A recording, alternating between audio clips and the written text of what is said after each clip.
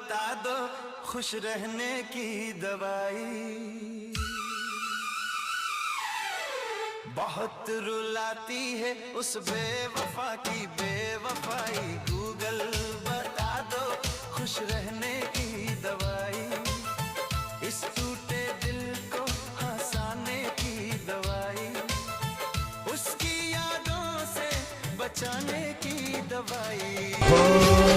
हे मारी बंबर घोडानी માં બેલને આટલી નાની ઉંમરમાં મને મરવાના વિચારો આવે છે. હું મારી